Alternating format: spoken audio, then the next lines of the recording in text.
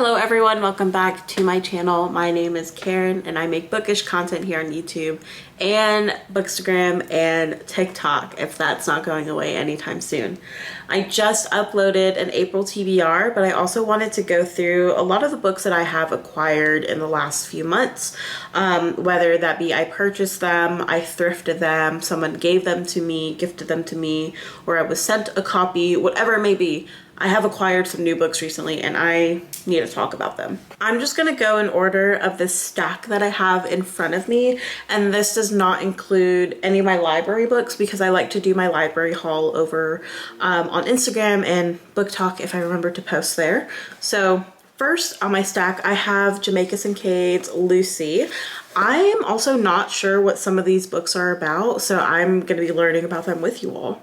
The back of this reads, Lucy is 19, a vinegary, quick-tongued au pair from the West Indies who has left behind her island girlhood for a fierce awakening in urban North America. First, she is dazzled by her employers, Lewis and Mariah, their 4 storybook daughters and their perfect marriage, yet almost at once, Lucy begins to notice cracks in this beautiful facade. Even as she scrutinizes Lewis's and Mariah's lives, Lucy is beginning to unravel the mysteries of her own sexuality, confronting bitter and haunting memories of her past. This sounds great. It's a short book. Never read anything by this author before, but I know she's one of the greats. Next, I have The Lamb by Lucy Rose, and I did read this in the month of February or March. I recently read this book. I think this might be a debut novel by this author. I think she's also UK based.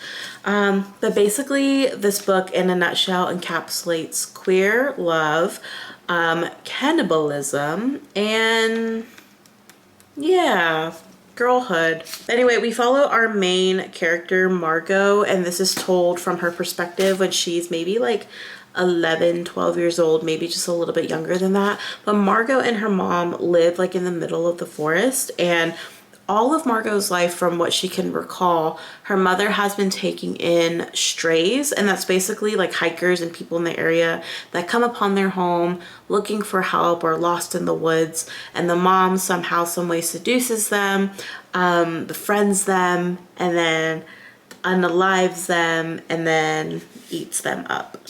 I do think, like, when I read this deeply, that the cannibalism is like symbolism for desire and all sorts of things that I can't really pinpoint, and like I didn't read deeply enough for that. I was just like enthralled with the storytelling from like a 10-year-old, 11-year-old's point of view, but also the way the story ended was kind of fascinating to me. If you don't want spoilers, please skip ahead. Basically, the mom and the mom's new lover kills Margot and eats her, and then the rest of the story is told from like Margot's like out of body dead spiritual experience, and the bus driver that she befriended when she was going to school every morning like went in to try and rescue her or find her or whatever, but he was like days late. Margot is a smart person. Like, Margot is a smart little girl, and she had a way of poisoning her mom and the mom's lover. Anyway, I thought this was well done, and I have been reading cannibalism stories, particularly Tenders of Flesh is the last one I read, and I really liked it. So next on my stack is Brown Girl Dreaming by Jacqueline Woodson. This is so special to me because I really love this book. It is a middle grade poetry book, but it's a memoir of Jacqueline Woodson's life.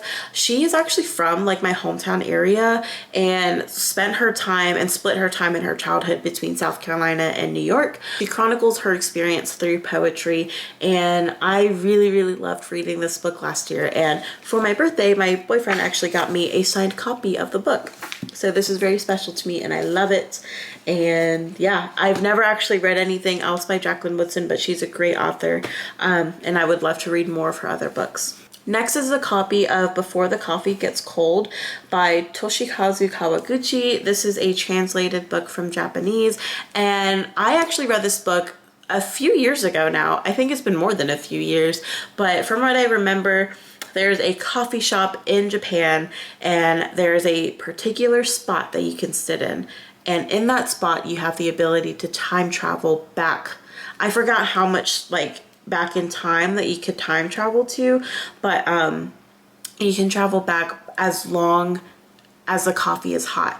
Like, you have to be back in that seat, I guess, or back in that time when the coffee is cold. A story like this really questions what would you do with the time you had if you were able to travel back and experience something. What would you change? So I really like it. It's a really, really popular read. And there's been like articles and analysis done about how like Japanese cozy translated books have cats on the cover. This is one of them. Ooh, okay. This also came from my friend Maddie. She was just getting rid of a bunch of books, I think. But this is Sea of Tranquility by Emily St. John Mandel. And I have been seeing this book everywhere for a couple of years, and I've been wanting to read it. So let's read the synopsis together.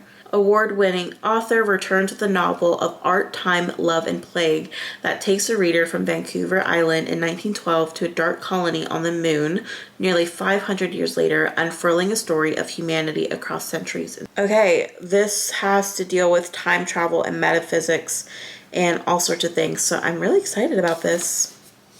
I kind of want to go into this not really knowing too much about this book, and I think that might be the best bet for something like this, but this is a beautiful, beautiful cover. Next, also from my friend Maddie, is You Have a Friend in 10A by Maggie Shipstead. A love triangle plays out over decades on a Montana dude ranch. A hurdler and a gymnast spend a single night together in the Olympic Village. I would love to read that.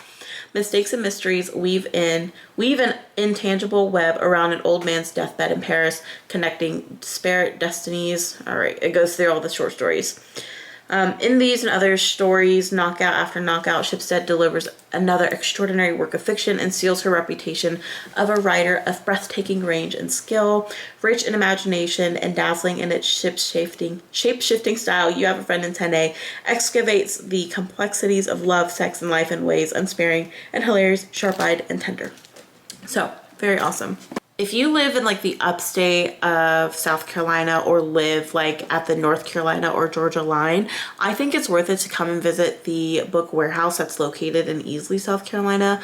They have a crap ton. It's literally a warehouse full of books and puzzles and games and children's books, and everything in that place is 70% off, and they do a sale once a month, typically at the end of the month, and it's so much fun. And it's overwhelming, but it's so much fun. But two of these next two books I've gotten at the book warehouse. This one is My Past is a Foreign Country. Iba Talkani charts her experiences growing up in Saudi Arabia amid patriarchal customs and her journey to find freedom in India, Germany, and the UK. So I think this is just her experience as a Muslim feminist in all of these different spaces, and I guess it's a memoir. Yeah, it's like memoir-ish. So I'm very excited about this. I just randomly like came upon it. I was like, yeah, this seems like a person of color wrote this. So let me get it. Also, I got this called Girls Burn Brighter, a novel. Beautiful cover, by the way. A searing, electrifying debut novel set in India and America about the extraordinary bond between two girls driven apart by circumstances but relentless in their search for each other. I think this is a book about friendship that spans across India and the United States, so I'm really, really excited to read about this. This next book I'm really excited about. This is Plum by Andy Anderegg, if I'm pronouncing that correctly. This was published by Hub City Writers Press, or Hub City Writers Project. What do they go by? Next, I have Plum by Andy Anderegg, if I'm pronouncing that correctly. This is not released yet. They did a call out for like book influencers and reviewers, and I requested a copy, and oh, I got one and I'm so excited. But this is published by Hub City Press. They're a small Southern-based This was published by Hub City Press. They're a small, independent, Southern-based publishing press, and I love them so much. They have a bookstore in Spartanburg, South Carolina, which is my college town, so I go and visit very often. And anytime I'm in Spartanburg, I walk into that bookshop, even if I'm not going to buy anything. I just go in and take it all in, and then that will last me until I go back to Spartanburg. This book is written all in second perspective, so keep that in mind before reading it. I wouldn't recommend this book to everyone because of the topics that this story touches on. It's a very intense, emotional, and like heavy experience that you're reading about. We follow our main character, Jay. It's just literally the letter J. We don't know like what her actual name is, I think. But this follows her version of modern girlhood and entering into the age of the internet. Jay's father is physically abusive towards her brother. And I can't really remember like reading about a moment. Maybe I did, but it wasn't like a focal point, or it just, Jay's experience in that household is very different from her brother's, and her mom is a little bit more absent-minded and not really involved or like protective of the children against her father. And at some point, Jay's brother leaves.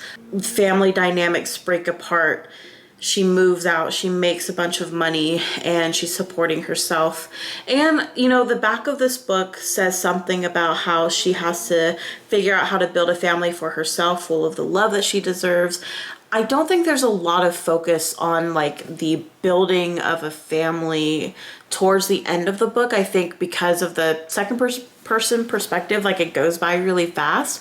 But she, like, you do enter a point into her adulthood where she gets married, but I don't think there's as much of an emphasis on like family after that point. But there is an emphasis on healing and mending of family relationships and you know, moving forward from past experiences. So there's a lot that happens in this book, and it's so intense. Like I was reading it and I was on the edge of my seat the entire time because you're rooting for the best for Jay and her brother, but you don't know if it's gonna get there, when it gets there. So I do appreciate the way that the book wrapped up, and I would recommend reading this, but you have to be in the right headspace for it. Thank you, Hub City, for sending me a copy of Plum, and I'm so grateful that they did that.